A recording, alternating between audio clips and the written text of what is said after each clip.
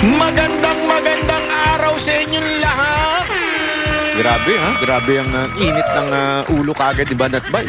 Kapapasok pa lang. Hindi, alam nyo kasi mga kababayan, matindi ho mga balita ngayon na talaga namang nag-iinit ang mga issue sa lipunan. Unang-una na nga ho dito yung mga makukulong.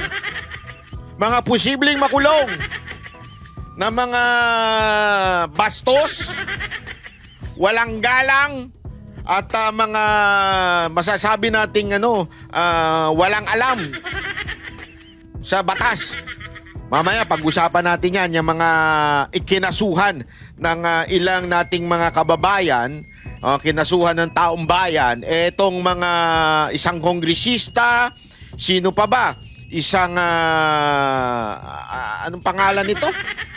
Hindi ko kasi matawag na abogado eh. Kasi una-una nung naging abogado siya, abogago talaga. Abobobo.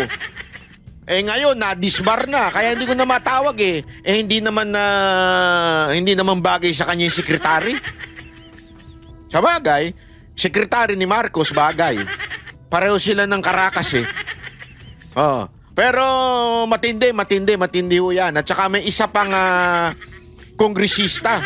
Itong mga ilang abogado natin, mambabatas natin, inutos na ng Supreme Court, sinabi ng executory to, ibig sabihin, agad-agad na ipatupad.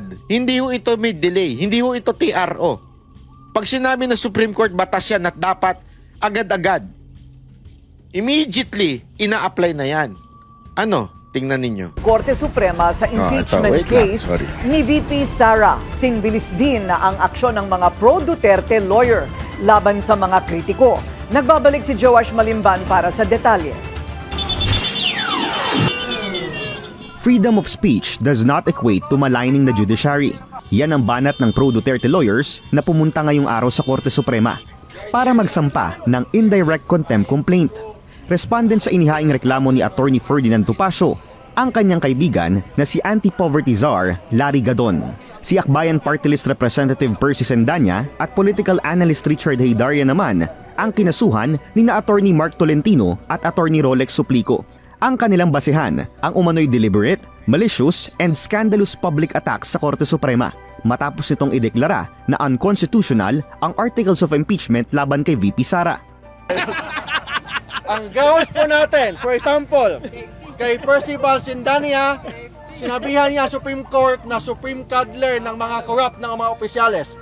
Second, itong si Richard Hidarian, nagpost sa Facebook and sa Twitter niya na lahat daw ng mga justices ng Supreme Court appointee ng mga Duterte, therefore hindi independent ang Supreme Court. Kasama sa mga ipresentang ebidensya ang ilang Facebook post ni Ay wait, abogado pala si Darian. Ay hindi pala. Sorry.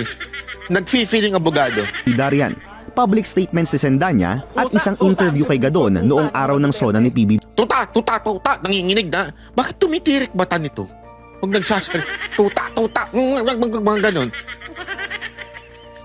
Mana na sa amo niya. BM, Tuta ang Supreme Court, tuta ng mga Duterte.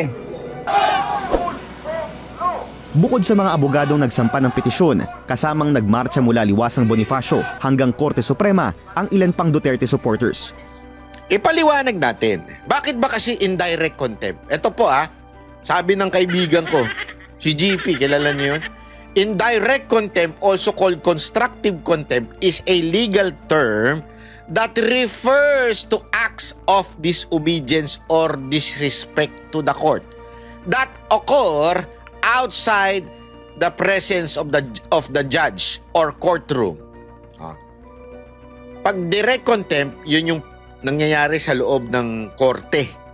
Halimbawa, may bastos doon o mali ang sagot, hindi sumusunod sa rules, pwede kang i-direct contempt ng judge. Pag indirect contempt, yung mga nasa labas. Tandaan ninyo, ang judge ay judge.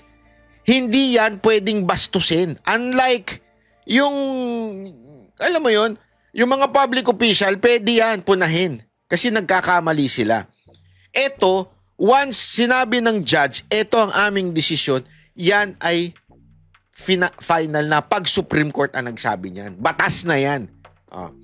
in the Philippines, indirect contempt is governed by Rule 71 of the Rules of Court. Example of indirect contempt: disobeying or refusing to follow a court order, judgment. Yan yun. Publishing or spreading false report that tend to influence a pending court case. Ano yun? Halimbawa, yung sinabi ni tuta. Ayan. Di ba? False report yun na sinasabi mo, tuta ng Duterte. Ang inaano pa nga nila dito, eto may lumalabas pang issue ngayon.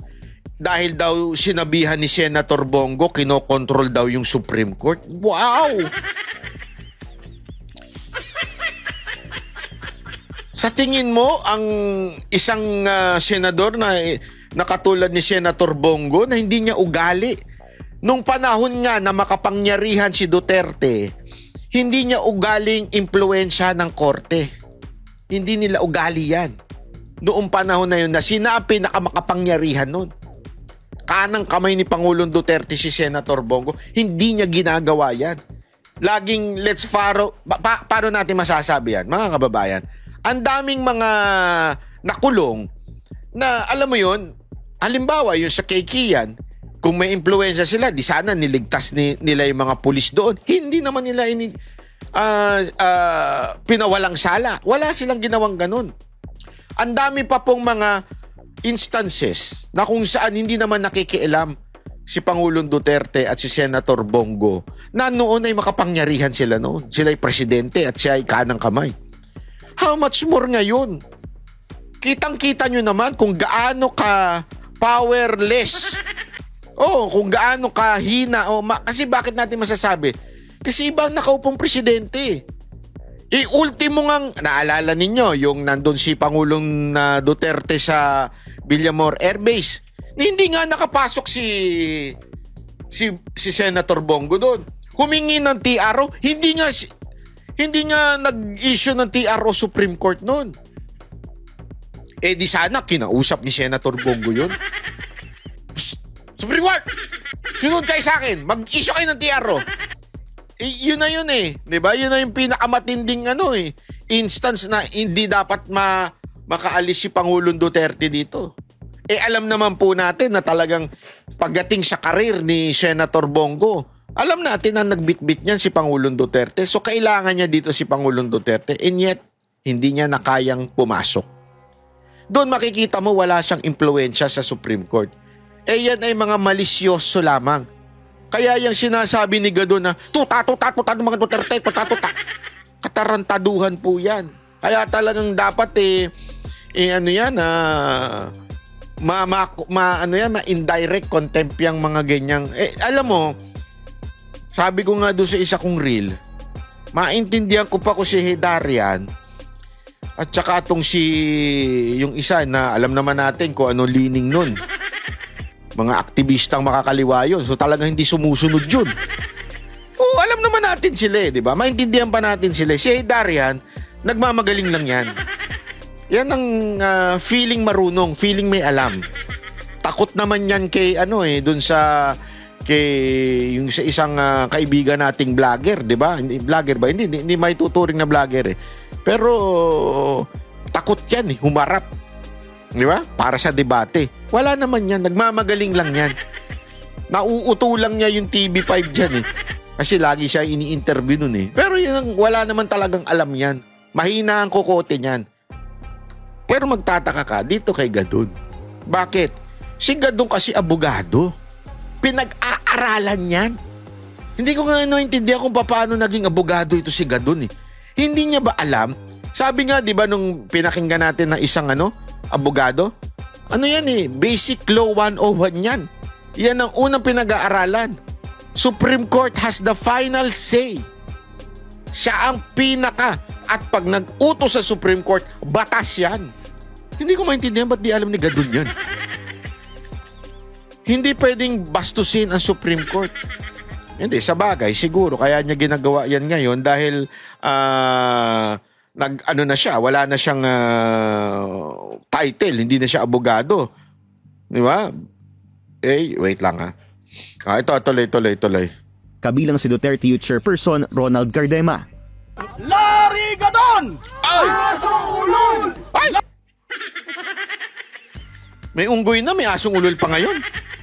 Ano ba kayo? Larry Gadon! Hoy, Sagot ni Gadon, Kung ang pagtatanong sa accountability ng isang public official ay asong ulol, ano naman ang mga taong mga tanga at mga bobo na ninanakawan na ay wala pa ring kibo at wait lang. Hindi ka nagtanong. Wala kang tanong. Ang statement mo, hindi tanong. Sinungaling nito? kumakampi pa. Ang tawag sa mga yan ay mga asong, mga tanga at bobo. dagdag pa niya, Walang asong style tangat lang bobo. Mahina. Ito tingnan, papakita Halata natin. kasi na itong Supreme yung Court is sinabi just niya siding dito? with Sarah. Nagtanong Ako nga, ba siya? dinisbar ako Hindi, for a month. ayan, baka sabihin ninyo, ako nagsisinungaling eh. Nagtanong ba siya? Pakinggan ninyo. Wait lang, chotomate. Hindi ko na ready eh. Ito, yan. Wait play natin yan. Ay, sorry. Halata kasi na itong Supreme Court is just siding with Sarah. Ako nga, dinisbar ako for a much lesser offense. Samantalang si Sarah, katakot-takot na pagmumura, katakot-takot na pagbabanta ng pagpatay ang ginawa niya, hindi siya dinidisbar. So ang Supreme Court talaga, tuta ng Duterte. Ang Supreme Court talaga, tuta. Asan ang tanong dyan? Lari ka dun. Hindi, gusto mo, nanghabon pa siya ng kantahan na lang daw sila. Si Jay, magkantahan kayo ni Jay. Magaling yan si Jay kumanta Lalo na pag nakainom. Pag hinawakan niya na mic, ayaw niyang bitawan. Tayo, hamunin kita, debate. Kahit abogado ka. Magdebate tayong dalawa. Dito pa lang, palpa ka na eh. Ano sabi mo nagtanong? Hindi ka nagtanong. Dineclare mo na sinabi mo, tuta, mga Duterte, mga ganun. Nanginginig ka pa, dumidilat-dilat ka pa. Ito kalokohan talaga nito ni Gadon, Ito tuloy. Pasio ang mag-ingay for publicity. Kaya hamon niya raw sa kanyang kaibigan, isang one-on-one voice and singing competition for a cause. Isang bagay na agad namang sinalag ni Topacio. Alam niyo po, kaibigan ko yang si Atty. Gadon. In fact, lagi kami nagko-concert niyan. But kasamang Larry, I'm sorry, but this is no laughing matter. I am an officer of the court and as such, isang katungkulan And you are not. Dapat ginanon mo. Attorney Topacio, I'm officer of the court and you are not. So I understand. ko na ipagtanggol ang karangalan at reputasyon ng ating kataas-taasang hukuman. So I'm sorry, I hope we can still be friends. Sa akin, this is nothing personal. Pero kung gusto mo magkantahan, wala pong problema sa atin. Passion natin yan, kasamang Larry. Si Darian naman, hindi pa raw nababasa ang isinampang reklamo laban sa kanya. Pero pauna niya nang sinabi na wala siyang direktang pahayag sa kanyang social media post na politically influenced ng mga Duterte ang naging desisyon ng SC. Nakahanap ng kakampi si Hidarian at Sendanya kay ML Representative Laila de Lima. Aniya, speaking out is not a crime at sakop daw ang kanilang mga pahayag ng freedom of speech and expression. Dagdag ni de Lima, karapatan ng Iba ang speaking out at saka disrespecting the decision. publiko ang katotohanan, transparency at accountability mula sa mga nasa kapangyarihan. Para sa agenda, Joash Malimban, Billionaire News Channel. Ayan na nga, so mga kababayan, ayan po ang ating balita, mainit na balita ngayong araw na ito. Ay nako, ewan ko kung saan pupunta ito. Pero ako kasi iniisip ko, hindi napapatulan ng Supreme Court ito yung ganito. Baka lang. Pero how I wish na sampulan nila kasi medyo kabastusan ng ginagawa ng iba. Siguro, dun sa iba, medyo light lang yung tirada, pero kay Gadon, grabe. Medyo talagang disrespect to the court yun. Talagang dapat patawan ng indirect contempt itong Gadon na ito. Kasi alam naman natin, sobrang bitter niya kasi, di ba? Bitter siya. Mantakin mo, 2 beses na disbar. Allegedly, di umano. Hindi ako sure kung ilan. So, may problema na talaga dito sa taon to. May problema ito sa puso niya. Alam mo, Gadon, chill ka lang. Yan bang epekto ng pagsama-sama mo sa mag-asawa? Chill ka lang. Relax ka lang. Masyado ka gumaganon eh. Kaya noon pa lang alam ko may problema na sa'yo eh. Hindi, totoo ha. Pag-usapan din natin yung umiinit at tinukoy na ni Chis Escudero kung sino ang damunyo. Diyan sa kamera at merong planong pabagsakin. Ewan ko ano bang sinabi ni Chis Escudero dito, pero mukhang tinukoy niya na kung sino yung posibleng nasa likod ng paninira puri sa kanya. Nako po. Pag-usapan natin yan ha. At pag-usapan din natin, alam mo ko ano, ito matindi ito. Ito pag-usapan natin to. Ano ho yun? Pag-usapan natin yung si Congressman Sabong. Bakit kanyo? Nahuling nagsasabong eh. Si Kongresistang Sabong, nahuhuling nanonood ng sabong daw, sabi niya. Di sige. Di sige. Maniwala na tayo sa kanya. Lang daw siya, naglalaro lang daw. Gago! Ay, hindi pala naglalaro, sorry. Nanonood lang daw pala, nanonood lang. I stand corrected. Siya daw po ay nanonood lang. Tindi nitong kongresista na ito. O, panoorin natin ha. Yan na kagad. Yan, chismisa na unahin natin. Okay? Yan, chismisa na. O, ito. Wait, chotomate. Asan na yan? Ito. Ayun, ito. Pasok. Nanonood lang pero hindi tumaya. Yan ang pahayag ni Congressman Nicanor Briones. Naku po, si Nicanor Briones, aga party list.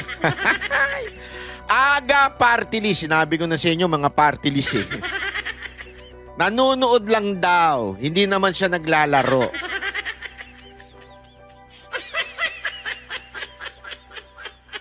Sa bagay, ewan ko pero dati kasi sinubukan ko yan eh. Hindi ko alam ewan ko, yung dati hindi ka makakapasok dyan kung hindi ka magtataya eh. Pag online sabong, hindi ka makakapasok doon, hindi ka makakapanood kung hindi ka tataya. Pwede kang makapanood, mag-skip ka muna ng isang laro, pwede yon. Pero ibig sabihin, participants ka na. Okay? Ganon eh. Tingnan natin. Di natin alam kung ano na ba ang sistema ng sabong ngayon. Tanong natin kay Kong. Ng AGA party list na siyang nakunang nanonood ng online sabong sa gitna ng plenaryo. Naku Live po, sa mula gitna ng Batasang plenaryo. Pambansa, nangunguna sa balita, Bastos. si News 5 House Correspondent Marian Enriquez. Tingnan niyo si anong Marian sabi ni Enriquez, Congressman Briones? Si Marian Enriquez parang gumaganda, no? Banat ba hindi katapat sa mga taga-SM na Gago! Hindi, sinabi ko lang naman gumaganda, kayo naman.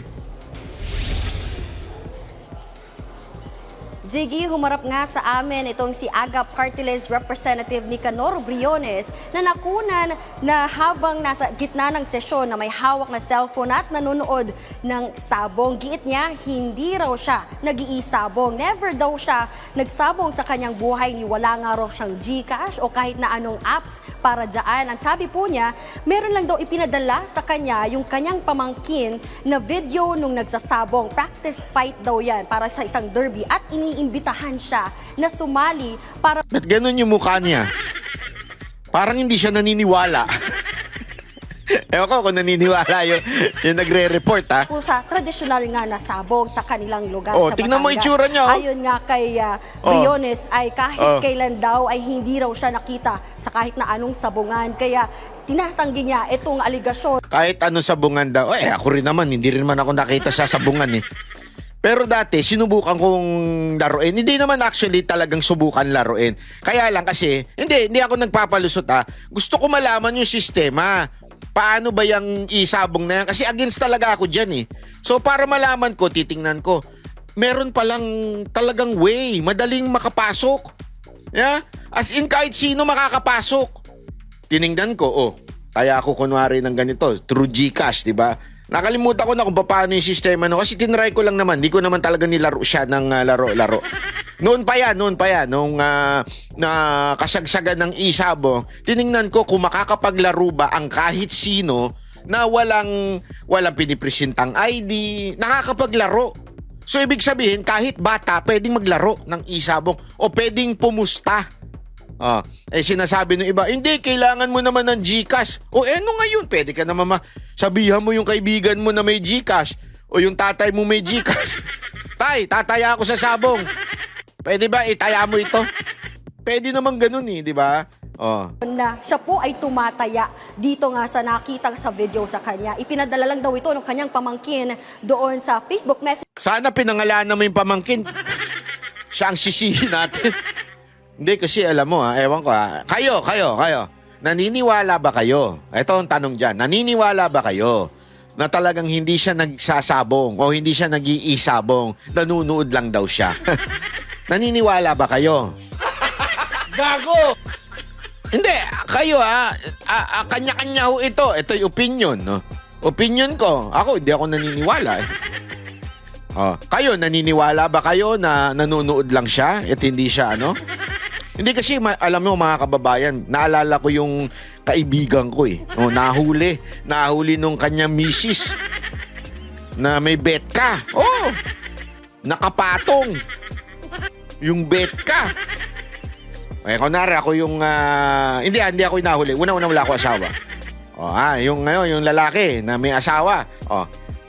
Tapos nandiyan yung betka nakapatong. Ano bang tawag doon sa posisyon na yun? Nakalimutan ko na cowboy ba yung cowgirl? Hindi, cowboy. Lalaki nakapatong. Gago! Komblo pala ang puta. Hindi, babae, yun. Tapos nung nakapatong, nahuli nung misis, sabi nung misis, ay!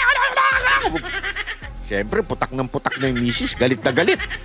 Alam mo, sabi nung kaibigan ko na lalaki, sabi niya, sweetheart! Nag-sit ups lang naman ako. Nagkataon, walang dito.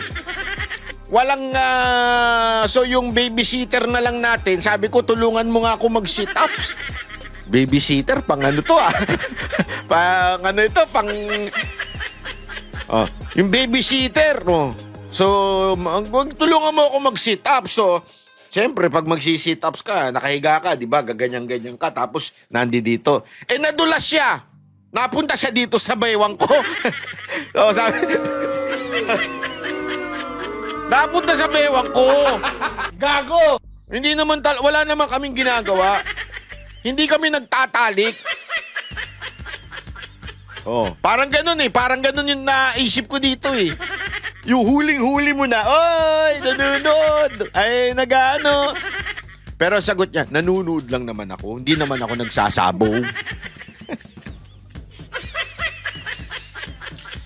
Kakaiba ako iba. Sabi ko nga kakaiba ito. Para ipakita nga na magagaling daw itong mga manok na nandoon sa kanilang lugar. At natatawa yung reporter.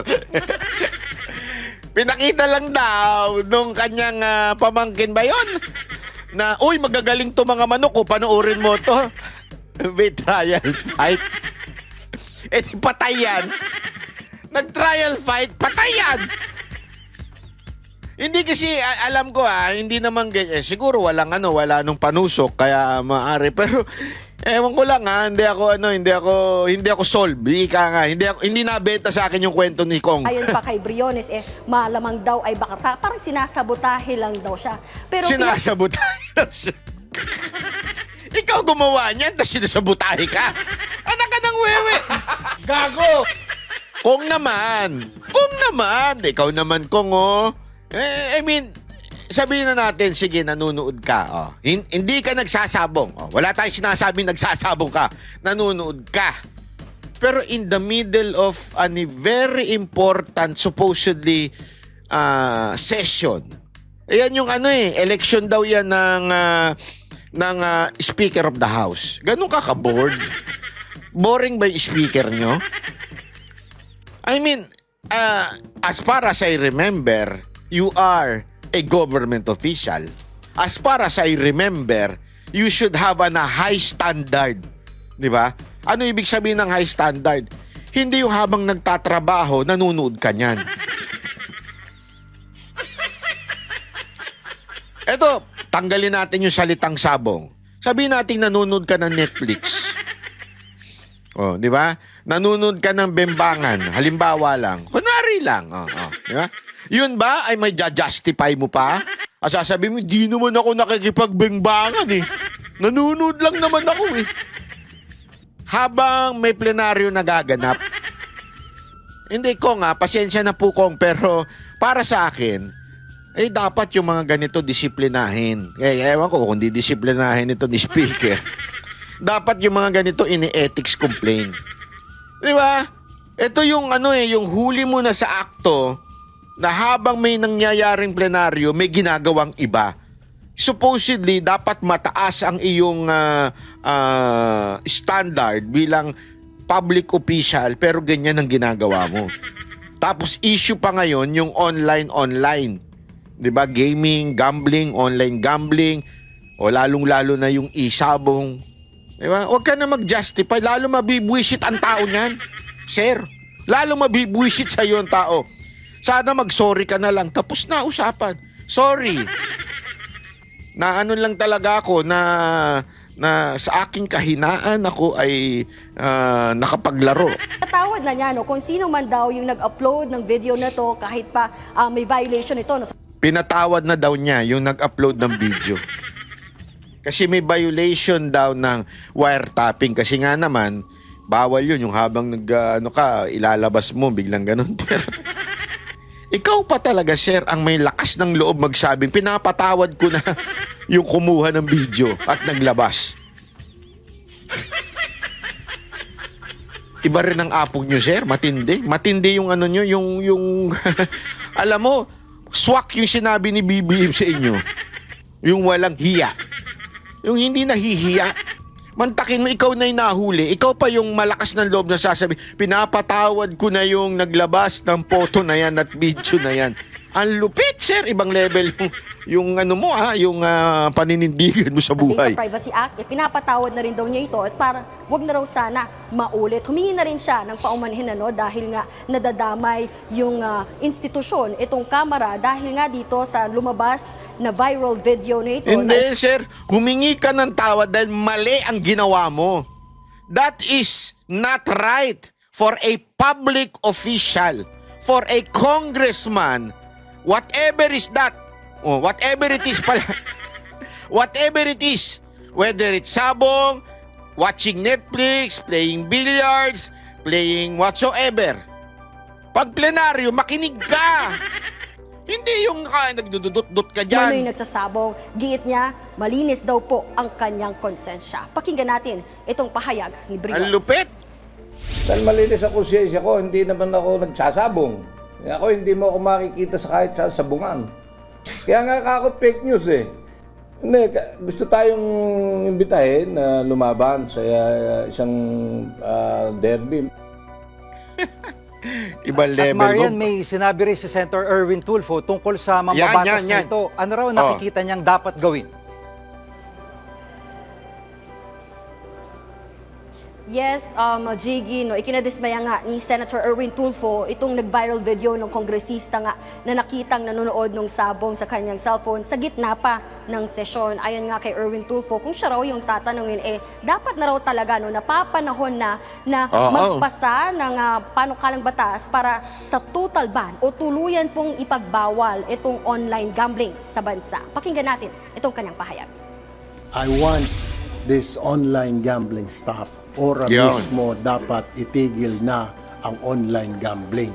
Sir, gumawa kayo ng batas. Ako, hindi, ito para sa kaalaman ninyo. Ito, may mas malawak na balita dyan . Ito, papakita ko lang sa inyo. Sabi ko nga sa inyo, kay Banat Bay, kahit anong pakulay mo, pag tama, palakpakan, pag mali, banatan. Sa part na to, sige, palakpakan ko si Erwin Tulfo. Kasi magpapahiring siya tungkol sa online gambling. Which is, okay yan. Abangan natin yan, panalo yan. Para lang kaalaman yung first pogi point mo yan, Senator. Pero wag na mamoro-morong hearing, Talagang tukuyin ninyo sino ang may pasimuno nito, sino-sinong mga public official ang sumusuporta dito. Kasi, sir, marami tayong bali-balita, alam natin yan, na may mga congressman na talagang sila ang nagpapasabong, sila ang may-ari ng mga online gambling. Sana matukoy talaga. At ang resulta, gumawa ka ng batas. Batas talaga ha, kasi iba yung order ng presidente. Yung order ng presidente, pwede yon, pero iba pag batas. Kasi pag batas, magiging forever na yan, di ba? Magiging ano na talaga yan, kahit after ni Marcos, magiging ano na yan, na bawal ang online gambling, di ba? O, pakinggan natin to si Erwin. Dismayado si Senador Erwin Tulfo sa ilang mambabatas na nahulikam na nanonood ng online sabong at bilyar sa gitna ng botohan ng House Speakership. Hindi na raw nahiya ang hindi pa kilalang mga kongresista, lalo na't bawal magsugal ang sino mang government official. Sana raw ay makapagbigay ito ng mga apology. Kung aamin sila, dapat din daw silang magpaliwanag at disiplinahin ng Kamara.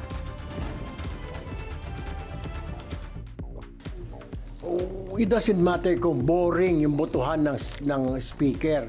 Magantay ka. Trabaho mo yun eh. There's a time kung sugarol ka, which is bawal, di ba? Sinabi na bawal pag government official ka magsugal. Kung talagang hindi mo matiis yung kate, hintayin mo na lang, di ba? No, kaya kamutin mo na lang, lumabas ka ng pumunta ka sa banyo, kamutin mo na lang. Hindi, tama naman siya dito di ba? Una-una, bawal ang public official na merong batas na yan. Ayan, alam ko, yan ay executive order ni dating Pangulong Duterte. Yung any public official should not be seen in any casino or any gambling. So kasama na rin dyan yung pag-gambling dito. Although sinabi nga ni Congressman, hindi siya naglalaro, nanunood lang daw. Gago!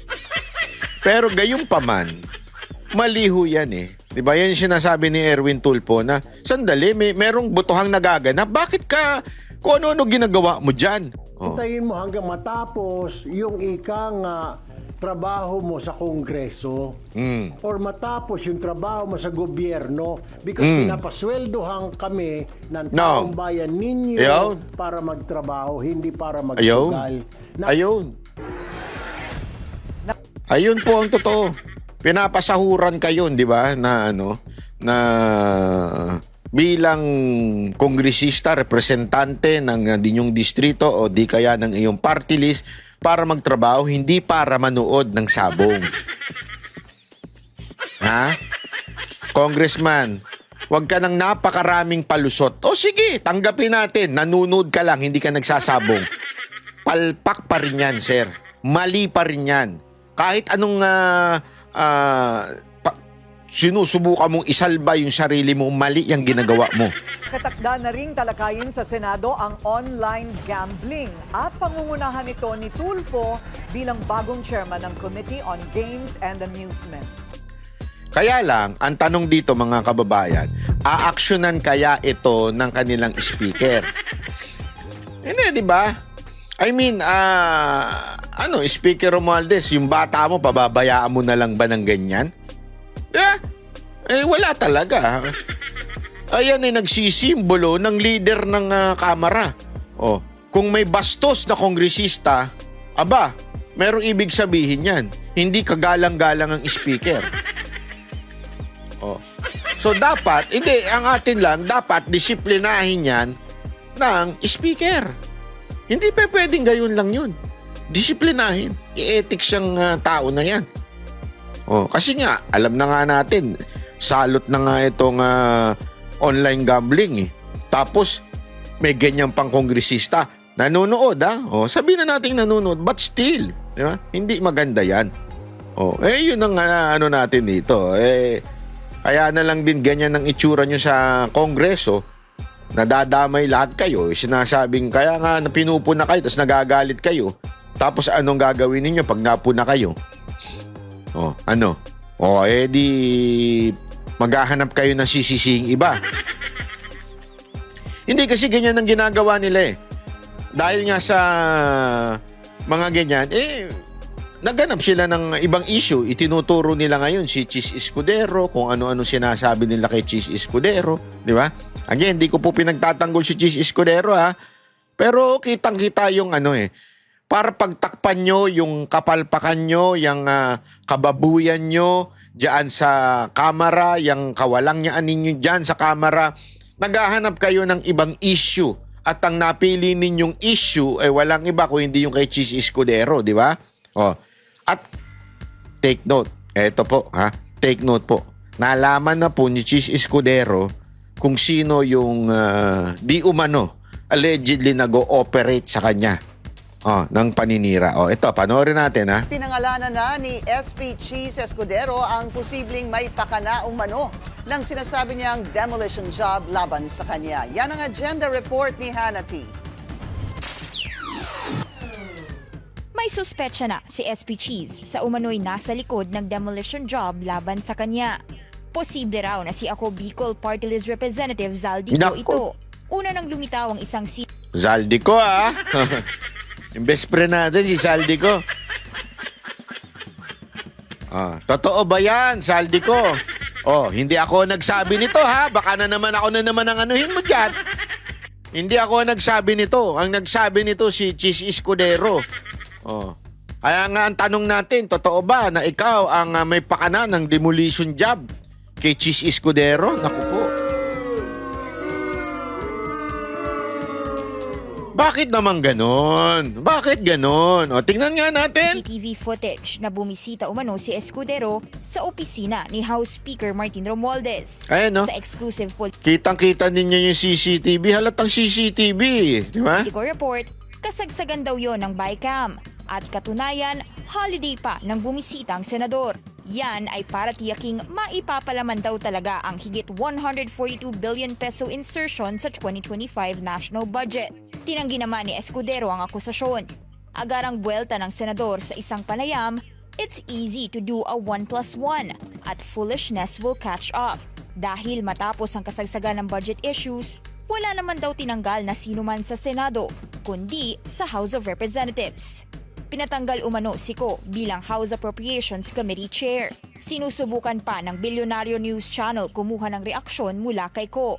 Pero base sa House records, December 2024 nang magsumite siya ng resignation letter kay Speaker Romualdez dahil sa umano'y health concerns.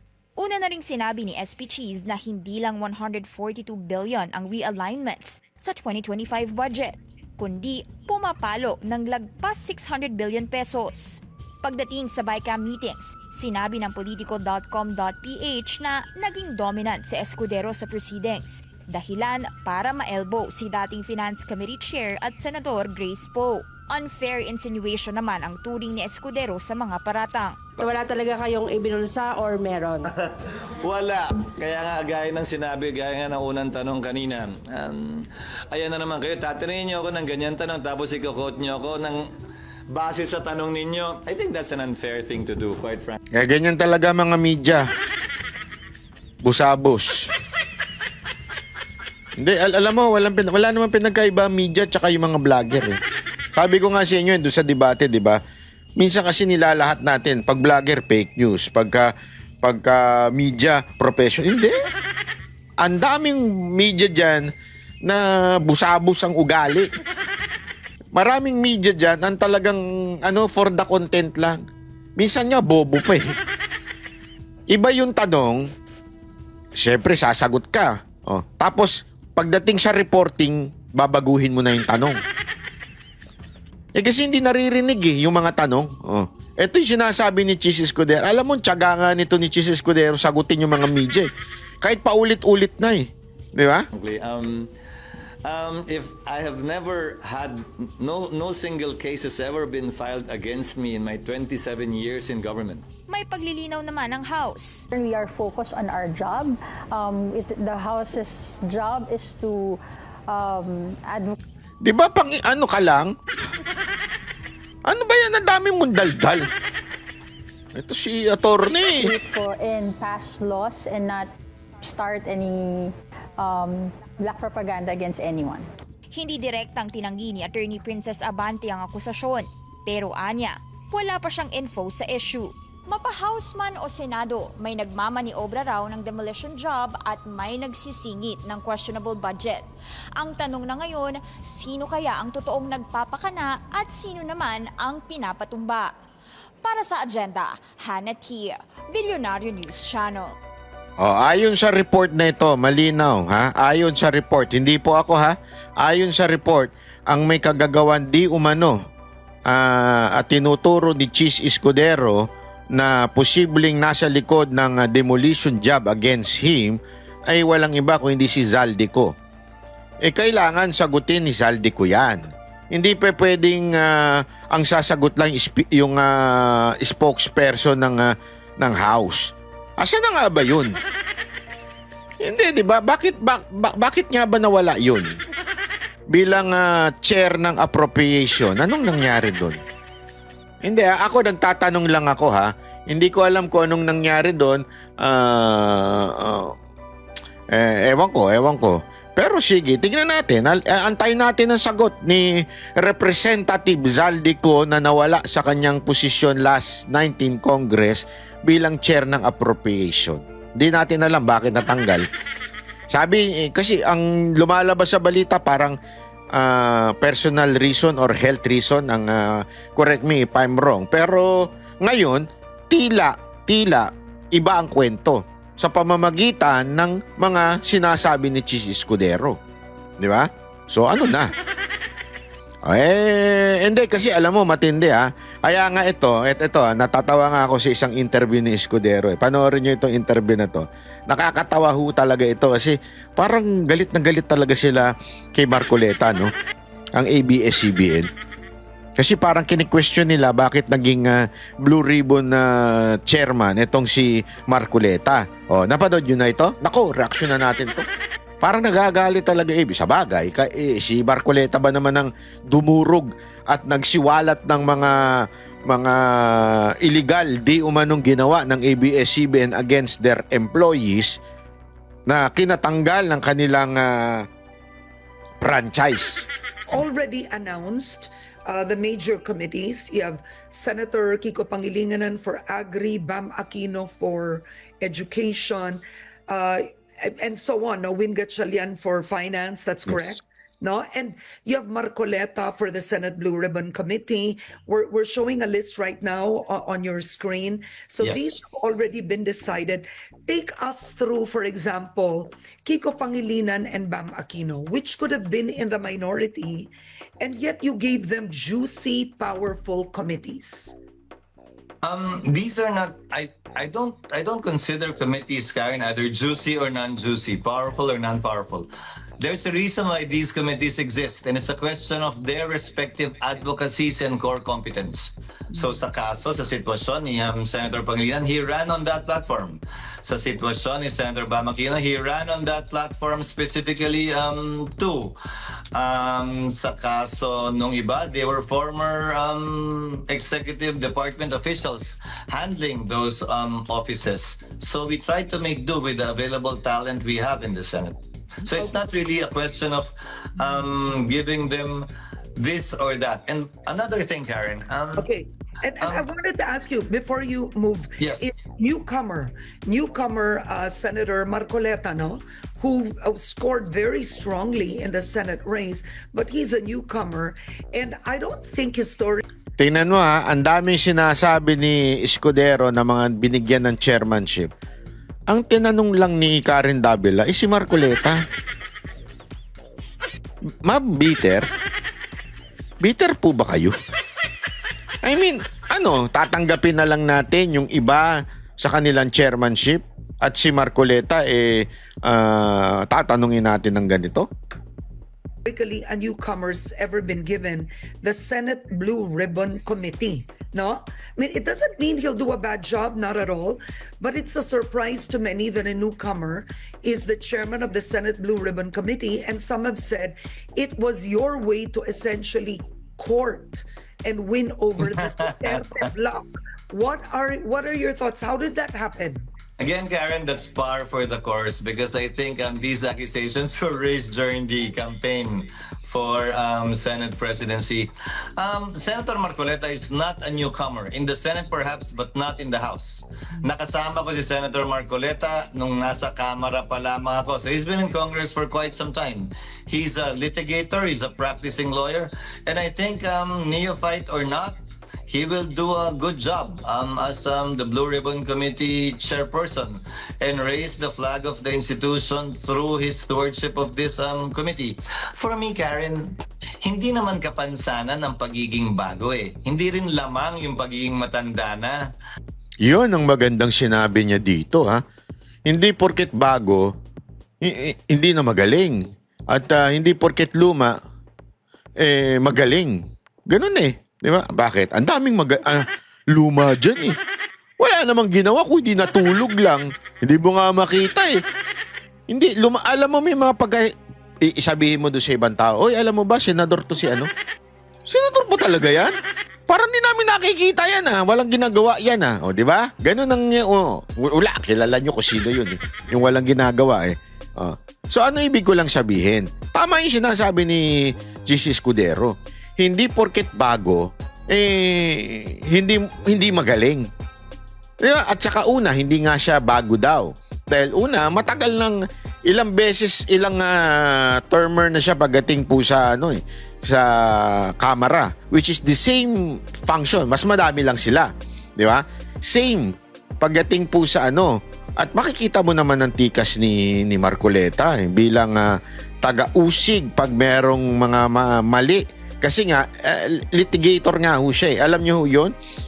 Alam mo, maraming klase ng abogado. Meron yung abogadong pang notaryo, hindi ko naman sinasabing bobo sila ha. Meron din abogadong for corporate lawyer, yung mga ganon. Pero may iba ang litigator. Pag litigator, ito talaga yung bihasa. Pagdating sa humaharap sa usgado, yan ang talaga pagdating sa mga kaso-kaso. So si Marcoleta, hindi po yan ordinaryo na matinding litigator yan. So, ibig sabihin po, kung sa tikas at galing, bantakin mo, nabulgar yung ABS-CBN nun. Di ba? Gago! Ilang taon nilang tinago at naitago yung mga kalokohan na ginawa ng ABS-CBN noon, di umano, allegedly. Ngayon, dahil sa expose, maraming expose na ginawa si inisa-isa yan eh. Maalala nyo siya yung nag-isa-isa niyan. Here are your parang violation. Isa-isa sinabi niya. Nagpakita siya ng ebidensya. Talagang nilahat niya. Hanggang ayun, nakakumbinsi na talagang dapat hindi ito bigyan ng prangkisa. Yan nangyari. Doon pa lang kita mo na yung tikas niya bilang isang abogado. Kaya he deserved this. Etong Blue Ribbon Committee. Hindi ko alam bakit talagang napaka-bitter ata di umano niyan. Wala namang ganun, di umano. Bitter lang. Pantay-pantay lang kaming lahat sa Senado. Bago man o luma, matagal man o ngayon lang. We are all senators elected by the people and we have one vote each. Hindi mas maraming boto yung veterano ha. Hindi kalahating boto yung bago at bata. We all have the same votes and I think it would be unfair to say the least na maliitin yung kakayanan ng bago, ng bata at sabihing mas may kakayanan. Automatic yung mas nakatatanda o mas matagal nang nanilbihan. Okay, now your colleagues, no? You have Senator Mig Zubiri, who was former Senate President. I mean, he was ousted. You have Senator Loren Legarda, Lacson Soto. These are senior senators. You've worked with them through several Congresses, and they're now in the minority. Would you want to change the situation and have them over to join the majority? Is that possible? No, Karen. In a democracy, you cannot dictate. In a democracy, you allow a free vote for them to decide freely. As you said yourself, the two former presidents, one of whom... Ayan na po, ibang issue na yan. Alam nyo mga kababayan, sa dami-dami ng pinupo na talaga dito, pansinin ninyo, yung pagdating sa committee head, si Marcoleta ang pinupunan nila kasi alam nilang na nanganganib yung kanilang mga kalokohan. Totoo. marami nang kinakabahan dahil nga naman si Marcoleta, since Blue Ribbon, siya yung tumitingin ng mga iskandalo ng mga ulul dyan ng mga public official. Marami nang alam naman natin, hindi naman na pwedeng itago ito na ang bayan natin puno ng corrupt na opisyal, puno ng tiwaling opisyal, puno ng mga walangyang opisyal. Alam natin yan. Hindi na natin pwedeng itago yan. Di ba? Si Marcos na nga eh. Sinisi niya na yung ibang lahat, ibang tao eh. Di ba? Sa sobrang tindi, pati ibang tao, sinisi niya na kahit directly under him ang DPWH. Di ba? Directly yun eh. You have the control, everything. Utos mo na sa sekretary mo. Kaya nga anong tao sa sekretary? Di ba? They only perform. Parang ano yan. Kung ano ang sabihin ng presidente. Yun ang, kaya nga sekretary. Alam nyo ba kung bakit sekretary ang tawag? Ano ba yung sekretary? Aside sa nagmamasama-say at saka gumagawa ng kape. Ang wala, nagmamasay bang sekretary? Hindi, yung mga alam mo na, gano'n yan. Ano sekretary, di ba? Pag may inutos ka, sabihin mo ito gawin. Yung sekretary mo, siya mag-aayos niya. Tapos, ipapatupad niya sa lahat ng mga nasasakupan mo sa kumpanya na yung inutos mo.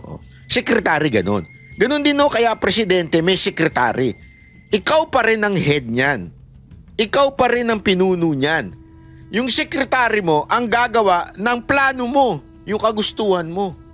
Sinising ni Bongbong Marcos, itong flood control project, kaya nagbaba. Sino bang, di ba, under mo ang DPWH? Hindi, para lang sa kaalaman ito ang nangyayari. Ipapakita ko sa inyo.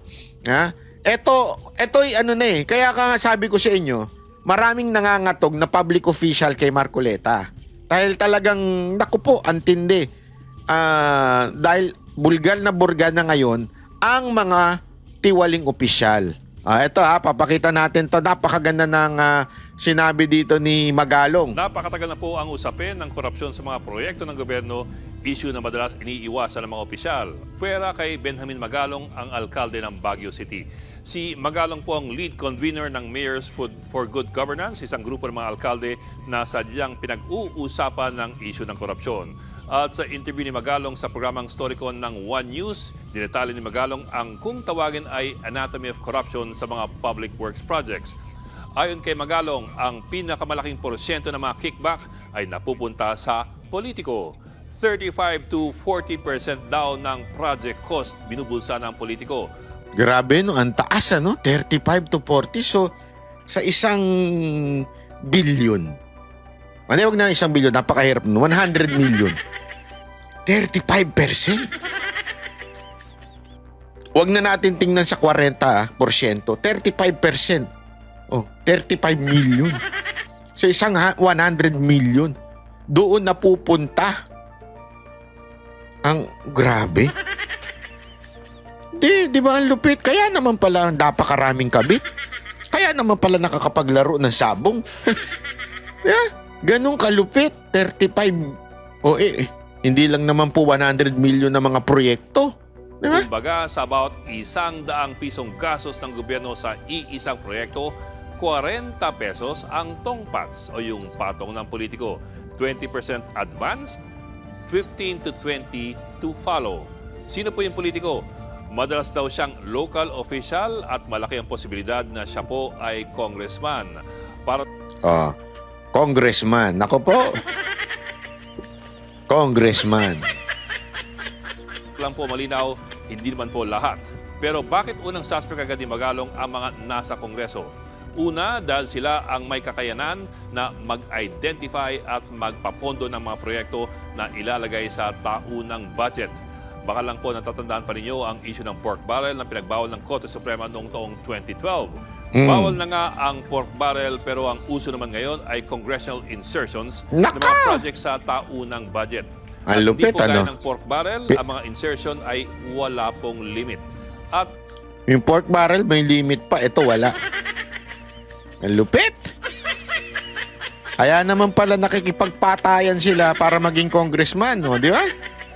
Kaya pala kahit yung mga mayayaman na gusto pang maging congressman. Pangalawa, ayon kay Magalong, malaki ang kapangyarihan ng mga congressman na magrekomenda ng mga district at regional engineers sa kanilang mga jurisdiction. Grabe, no? Importante po yan dahil ito ang mga mag-e-estimate ng project cost at sila rin ang magpapatupad ng proyekto. Ito pa, ang ilang opisyal ng implementing agency, gaya po halimbawa ng DPWH, may patong naman na 10 to 12%. Ayan, 10 to 12%. Ibig sabihin, aside from the congressman, ultimong DPWH na directly under the president pumapatong ng 10% to 12%. Punta na tayo sa 10%. So may 10 million. Grabe, no? Ang lupit. Tapos Mr. President, sasabihin mo ka, mga walang niya kayo. Ikaw ang walang niya. Oo, hindi ka na nahihiya. Sa totoo lang, alam mo, naalala ko dito yung sabi ng Panginoon, yung bago mo punahin ng kapwa mo, tingnan mo yung troso nasa mata mo. Oo. Kasi puna ka ng puna doon sa ibang tao na sinisisi mo mga walang hiya. Mr. Marcos, ikaw ang walang hiya. Hindi ka na nahihiya. Nasa ilalim mo yung DPWH and yet tuloy-tuloy ang korupsyon nila. 10%. Pera ng taong bayan yan. Directly na nasa ilalim mo yan. Magagalit ka kasi may ganyang nangyayari. Ikaw, sirang walang ginagawa. Hindi ka nahihiya. Kaya't sa porsyento pa lamang ng politiko at mga korap na opisyal, kalahati agad ng project cost. Grabe. Sana. Mag-aawas ka pa ng 5% para sa ibang mga bagay gaya po ng VAT at ng insurance bond. Siyempre, hindi pa po tayo tapos. Tandaan na meron pang kontraktor na kailangan naman ay meron kahit papanong kita. 10 to 15% po yan ayon kay Magalong. Kaya't ang matitira na lamang sa kabuuang project cost, 30% ng original na budget. Yang 30% po ayon kay Magalong, yan na lamang ang pwedeng magamit para matuloy pa yung project. Sa bawat ₱100 ng project ng gobyerno, 30 pesos na lamang ang natitira para, for example, sementoy ng kalsada o itayo. Grabe, no? 30% na lang. Ano na mabibili mo dyan? Hindi. Ano na mabibili mo niyan? Ang tulay. Kaya hindi nakakapagtaka na maraming kalsada ang lusaw kaagad kapag umihi yung palaka. Saan naman galing itong mga estima? Palaka ba umiihi? Ikaw talaga, oo. Ni Mayor Magalong. Galing daw ito mismo sa mga kontratista na kanyang nakakausap at maging sa ilang tao sa Kongreso. Isang halimbawa raw dito ay mga proyektong gaya ng solar-powered lights. Nako! Meron mga project daw na nakalista ang unit price na 157,000 pesos bawat solar lamppost. Pero ayon kay Magalong, pagkausapin mo naman daw ang supplier mismo, papatak lamang ito sa 35,000 to 45,000. Kumpleto na po, kasama na ang kanilang tubo. So parang may kumikbak. Grabe, no? 35,000 lang sa 157 na ipinapasa. Para nga naman may kickback. Kaya na lang din ang bilis masira. Kita nyo, halimbawa na lang yung mga traffic lights, di ba? Ito, yung tinatawag nilang mga solar na ilaw, di ba? Pagmamalaki pa nila yun, kita nyo na dito, solar ang ating ilaw. Yung pala, putang ina, laki ng kinita ninyo. Lumiwanag, kaya naman pala lumiwanag. Lumiwanag yung mata ninyo sa mga pera. Lupit, ano? 11,000 pesos sa bawat poste na libo-libong poste ang tinayo. Ayon kay Magalong, napakadaling i-check ang actual price laban sa project unit price dahil madaling kausapin ng mga supplier. Ang mas mahirap raw ay ang paghuli sa mga politiko na kickback dahil wala naman daw nakalagay sa kasulatan at laway lamang ang naging puhunan. Parang gusto ko yan, laway lang puhunan. Ang lupit ng mga congressman natin, ano? Hindi, alam niyo kung bakit nangyayari itong mga ganitong klaseng, Kasi, simula pa lang doon pa lamang po sa eleksyon, matindi na ang korupsyon. bayaran na para manalo ka. Labasan na ng pera para manalo ka. Ang hirap manalo kung ikaw isang ordinaryong Pilipino lang, kailangan mo maglabas ng malaking pera.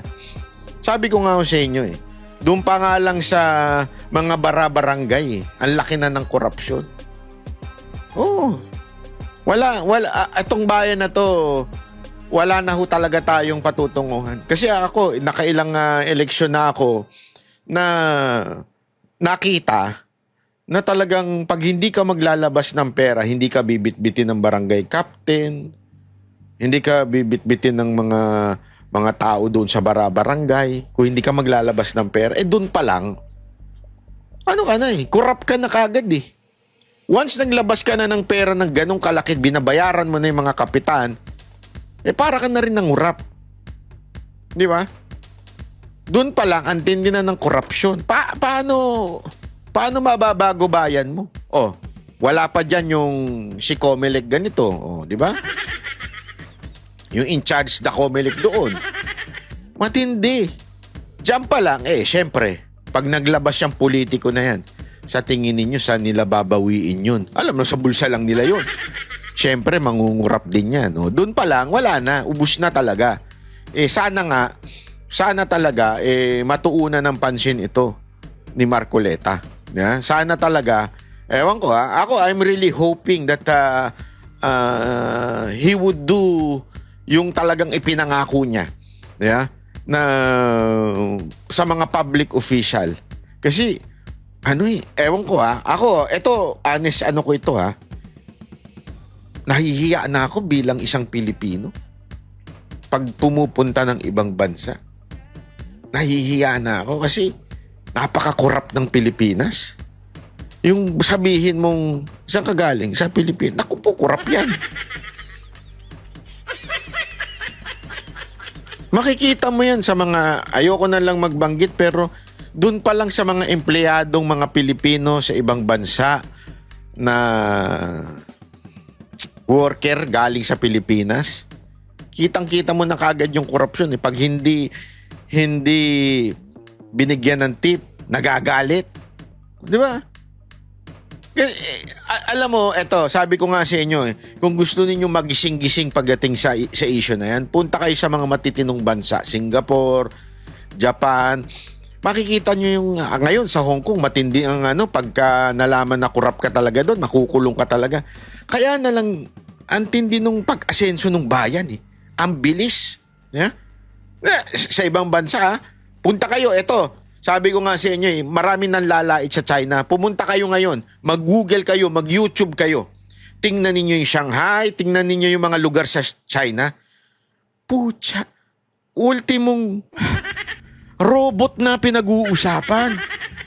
Oo, ganun katindi, robot na. Yung highway nila, alam mo yung mga napapanood mo sa pelikula na super highway, ganun na.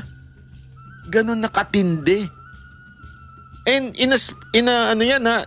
maikling panahon yan.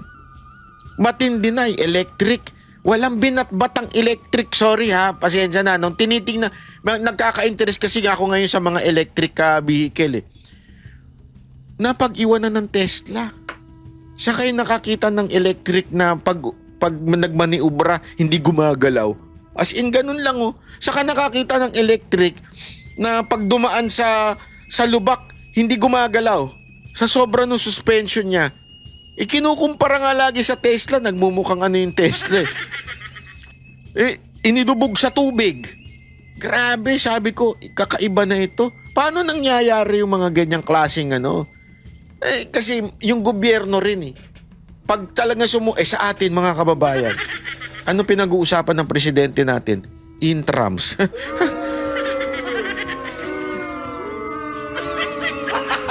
Gago! Ladies and gentlemen, elementary pa lang ako, meron na kaming intrams. Bakit ngayon intrams pa rin ang pinag-uusapan? Hindi, diyan ka magtataka Yung presidente natin ngayon, iniinggano niya ang Department of Education for intrams and sports. Ano ba? Kahit ipusta ko sa inyo, lahat kayong nanonood ngayon, naranasan nyo yung intrams Yan yung favorite nyo. Bakit? Naka-pek-pek shorts yung mga babae dyan pag nagbabalibol eh. Sa amin, naka-pek-pek shorts yung mga lalaki. Tuwan-tuwa yung mga bading jersey doon. Oh! Hindi kasi all boys kami ha. Pasensya na. So wala, dun sa eskwela namin walang mga pek-pek shorts ng kababaihan. So walang volleyball intrams doon. Ang intrams namin doon puro kalalakihan. Nagbabakatan mga ethics doon. Hindi totoo. Eh tuwan-tuwa yung mga bading jersey doon eh. Pag intrams, naka-shorts. Totoo. O, di ba? Elementary pa lang meron na tayo niyan. Bakit hanggang ngayon yan pa rin ang hiling ng presidente ng Pilipinas? Wala na. We're doomed to destruction. Alam niyo kung bakit? Basic. Simpleng paggawa ng mga proyekto sa gobyerno, antindi ng korupsyon. Sobra. Sagad sa buto. As in, matik na. It's normal. Pag hindi ka nagnakaw, you're abnormal. Totoo. Pag hindi ka pumitik dyan, it's sa opisina na nga lang eh. Pag gumawa ka ng tama, anong sasabihin sa'yo? Sip-sip kang animal ka. Pag gumawa ka ng masama, okay yan, barkada tayo. Di ba? Ganun eh. Baligtad na mundo ngayon sa Pilipinas. Sa bagay, yan ang nakikita mo sa lintik mong gobyerno, naturalmente, yan ang may a-apply mo sa trabaho. So dito, matik na. Nakakahiya. Alam mo yung nakakahiya na ganito ang nangyayari. Anyway, maraming salamat. Sana po magpatuloy kayo na mag-subscribe at kung pwede, mag-membership na rin kayo to support this channel. Maraming salamat po. Ako po si Banat Bay. Kita-kita po ulit tayo. Yan ang Banateros, boses ng ordinaryong Pilipino. Banateros ay walang magkakaawan.